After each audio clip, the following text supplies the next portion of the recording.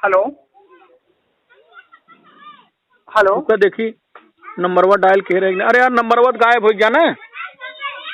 Hello. हाँ बोलो। Hello. हाँ बोलो।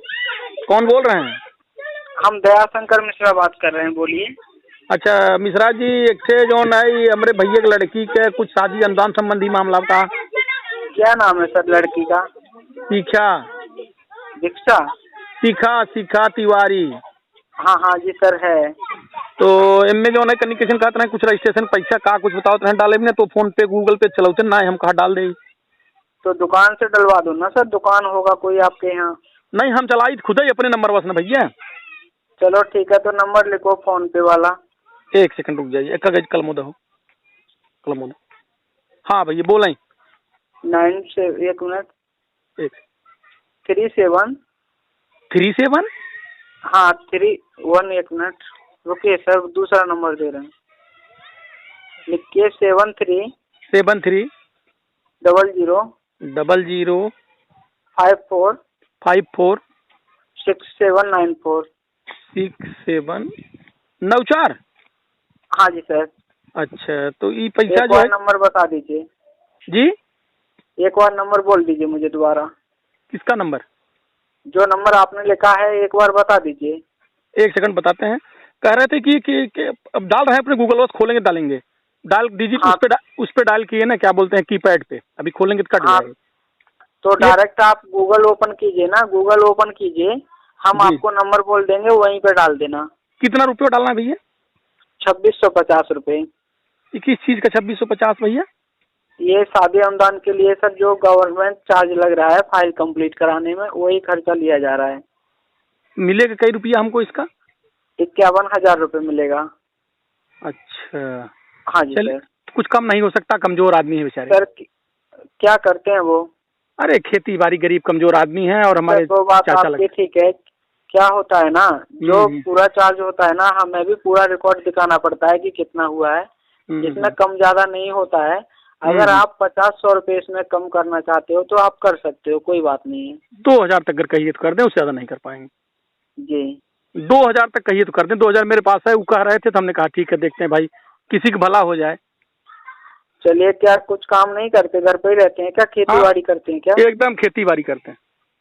चलिए ठीक है, 2 करा देना। ओके, और सर जो है बाकी का पेमेंट आने के बाद आप दिलवा देना उनसे। ओके। जी जी, आप कहाँ से बोल रहे हैं? हम समाज कल्याण विभाग लखनऊ से बात कर रहे हैं। अच्छा तो माने इसका फॉर्म कंप्लीट होने का माने पहले तो पैसा नहीं लगता था भैया, आप कब से पैसा लगने लगा? सर इसमें जो चार्ज है आपको जमा करना पड़ेगा, पेमेंट जमा होने के बाद यहाँ से हो जाएगा उनका। ठीक है। लेकिन पहले भैया पैसा सरकार ना लेत रही, हम कहते हैं। पहले 20,000 रुपये मिलता था, इस वजह से सर इसमें कोई खर्चा नहीं लगता था। अच्छा जी सर। चलिए ठीक है सर, आप करा दीजिए 2,000 रुपये, अगर आप बोल रहे हैं तो करा दीजिए। ओके। करावत सही, लेकिन ये बताओ ये फ्रॉडगिरी ये कब से शुरू की है? ये तो बहुत टाइम हो गया सर। क्यों फ्रॉडगिरी करते हो यार, पढ़े लिखे आदमी होकर के, बुद्धिमान होकर के, किसी क्यों, गरीब को क्या फ्रॉड है सर? इसमें फ्रॉड ये है कि 1 रुपया किसी चीज का सरकार पैसा लेती है। आप जो समाज कल्याण योजना बता रहे हैं, ये आप बिहार कहाँ से बैठ के आप फोर्जरी करते हैं? आप पढ़े लिखे आदमी है, मेरी बात समझिए, काटिएगा मत आप। हाँ जी सर। ये मेरी बात ध्यान सुनना, काटना मत, भागना मत, ठीक है? हाँ हाँ ठीक है। ये बताओ, ये फोर्जरी का धंधा करते हो, क्या मिलता है इससे बताओ? सरकार किसी योजना का फीस लेती है 2650? कोई रजिस्ट्रेशन चार्ज जी इसका होता है समाज कल्याण विभाग का? ये योजना ही खत्म हो गई जिस योजना के लिए पैसा मांग रहे हो। क्यों ऐसा करते हो मेरे भाई? पढ़े लिखे आदमी लग रहे हो, समझदार लग रहे हो, कोई अच्छा काम करो जिसके करने से रोजी रोटी चले, जीवन बने। आज तुम किसी को ठग रहे हो, अगला कोई कल तुमको ठगेगा, तुम्हारी पीढ़ियों को ठगेगा, तुम्हें क्या मिलना है इससे बताओ? चलिए ठीक है sir, sorry. Okay. Hello hello हाँ हेलो। जी सर बोलिए। ये बताओ, हाँ मैं अभी बोलिए। अभी मैं इस नंबर को साइबर क्राइम में दे दूं, आपकी आवाज पूरी रिकॉर्ड हो, मैंने कर लिया जितनी आपसे बात हो रही। Okay, no problem. तो साइबर क्राइम में मैं अभी दे दूं इसको, तो जहां आप पकड़े जाओगे, आपका लोकेशन ट्रेस हो रहा है इसी मेरे मोबाइल से, आप मैं देख रहा हूं आप कहां से बोल रहे हो, उसका लोकेशन कहो तो मैं बता दूं। ओके ठीक है सर। तो क्यों फ्रॉडगिरी करते हो बताओ? कोई गरीब आदमी मारा जाएगा, जिसके पास कुछ नहीं हो, 2-4 हजार तुमको दे देगा, तो उससे तुम्हारा क्या होना है बताओ? चलिए हेलो। ठीक है सर। ऐसी हाँ गलती, ठीक है। ओके। ऐसी गलती दोबारा मत करना। ओके ठीक है सर। क्यों करते हो ऐसा? अच्छा मुझे थोड़ा सा बता तो दो, ऐसी फ्रॉडगिरी क्यों करते हो?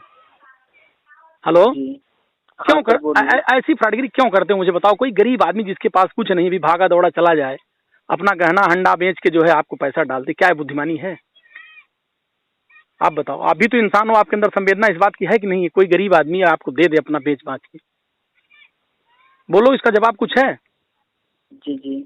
इसका कुछ जवाब है आपके पास? Okay okay, sorry sir, okay. नहीं सॉरी मतलब इसका कुछ जवाब है, मैं आपसे पूछ रहा हूँ।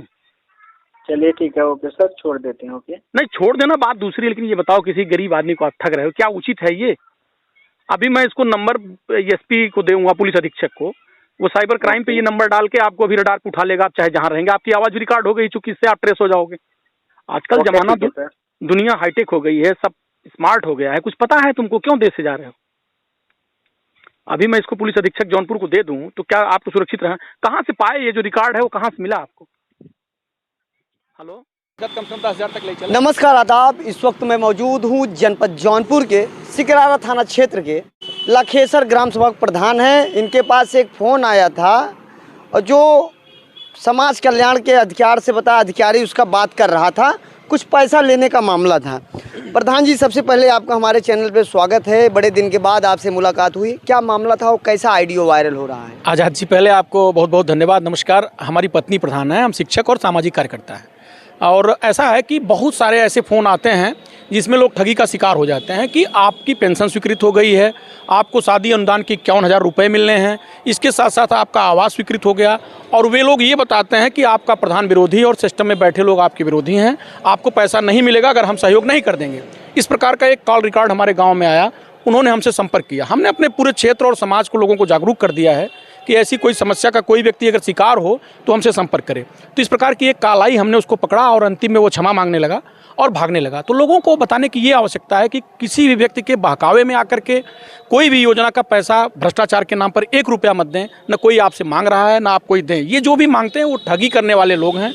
ये बिहार में और उत्तर प्रदेश और अन्य जगहों पर कहीं संगठित रूप से कॉल सेंटर टाइप का बना के रखे हैं। तो ऐसे लोगों से बचें और बचाएं। अच्छा, किस संस्था से कह रहे थे कि किस कल्याण से हम बात कर रहे हैं? उसने कहा कि मैं लखनऊ समाज कल्याण विभाग से बोल रहा हूँ, मिश्रा करके कोई अपना नाम बताया। उसने कहा कि 2650 रुपये आप डाल दीजिए, आपके खाते में तुरंत 51,000 रुपये पहुँच जाएंगे। अच्छा, 51,000 रुपये क्या चीज़ का था? 51,000 उसको पता ही नहीं था इस चीज़ का, वो गलत तथ्यों पेश कर रहा था। शादी अनुदान में जब सामूहिक विवाह होता है तो उसमें सरकार अभी 51,000 रुपये देती है। पुराना 20,000 रुपये वाली जो सहयोग राशि थी वो योजना ही बंद हो गई। मैंने उसे रिकॉर्डिंग बताया, आप ध्यान से सुनेंगे तो आपको समझ में आएगा। मेरा ये अनुरोध है लोगों से कि आप किसी भी व्यक्ति को 1 भी रुपया किसी भी ढंग से मत दें। चूँकि गूगल पे, फ़ोन पे आपका और विभिन्न प्रकार के ट्रांजैक्शन ऐप्स अवेलेबल हैं, आसानी से पैसा ट्रांसफ़र हो जाता है। लोग पढ़े लिखे लोग भी इसके शिकार हो जा रहे हैं। इस लालच में धड़ाका हमको 51,000 1 लाख रुपया मिल जा रहा है। तो इससे लोग बचें और बचाएं। अच्छा, ये जो अभी बीच बीच में प्रधानमंत्री आवास योजना के नाम पे लोग अपना गहना रख देते हैं, जेवर रख देते हैं, तो उनको गूगल पे फ़ोन कर देते हैं। आवास में क्या पैसा लगता है क्या? कोई पैसा नहीं लगता। प्रधानमंत्री आवास के नाम पर बहुत साफ गोई के साथ आवास मिलता है। अभी हमारे जिले में आवास का कोई वितरण नहीं हो रहा। मुख्यमंत्री आवास मिल रहे हैं। प्रधानमंत्री आवास के नाम पर कोई पैसा आपसे नहीं लिया जाता। न कोई अधिकारी मांग सकता है, न कोई कर्मचारी, न कोई प्रधान। अगर कोई मांगता है तो उसकी सूचना आप जिलाधिकारी को दे सकते हैं। तो आप किसी के कहे पर ठगी के शिकार न हो। आवास के नाम पर कोई पैसा नहीं लगता, संपूर्ण पैसा आपके खाते में जाता है, मजदूरी का भी और उसके निर्माण का भी। मेरा और सवाल है आपसे, बीच बीच में जैसे जो ठगी का शिकार हो जा रहे हैं वो आते हैं थाने पे, प्रार्थना पत्र देते हैं, उसके बाद क्या थाने वाले कार्रवाई करते हैं कि नहीं करते हैं? इस मामले में आपसे पूरी जानकारी लूँ, क्योंकि आप एक ग्राम सभा के प्रधान के प्रतिनिधि हैं। कुछ अपने जनता के बारे में, प्रशासन किस तरीके से काम करता है, क्या वो लोग पकड़े जाते हैं कि नहीं पकड़े जाते हैं, कैसे फ़ोन करते हैं, कैसे पूरी बायोडाटा उनके पास चली जाती है? नहीं, मैं सभी के मामले में नहीं बता सकता। 1-2 मामले में वर्तमान के थानाध्यक्ष से मैं मिला था, तो उन्होंने उस नंबर को ऊपर जिले पे भेजा था। उसमें क्या प्रगति हुई उसका डिटेल तो मेरे पास नहीं, लेकिन उन्होंने तुरंत सक्रियता दिखाकर इस मामले में एसपी कार्यालय और उसके गुप्तचर विभाग जो होता है उसको उस नंबर को उन्होंने ट्रांसफ़र किया था। उसका परिणाम क्या रहा, दोबारा मैंने उनसे संपर्क नहीं किया। तो ऐसा नहीं है, सरकार सख्ती से काम करती है, बशर्ते वो लोग मिल जाए। लेकिन दुर्भाग्य ये है कि ये लोग कहीं जंगलों में या कहीं दूर बैठ करके संगठित ढंग से इस प्रकार के अपराध करते हैं। उनको ट्रैप करना आसान नहीं होता। इस वक्त आप देख सकते हैं ये ग्राम प्रधान के प्रतिनिधि हैं और बताएं कि सरकारी आवास पर इसके बाद आपका कोई भी संस्था पर पैसा नहीं लगता है। प्रधानमंत्री, मुख्यमंत्री ये निःशुल्क रहता है, आपके खाते में डायरेक्ट पैसा है। अगर किसी के पास आपका फ़ोन आता है तो फ़ोन को रिकॉर्ड कर ले और कहीं आप पैसा ना भेजें। बहुत बहुत धन्यवाद।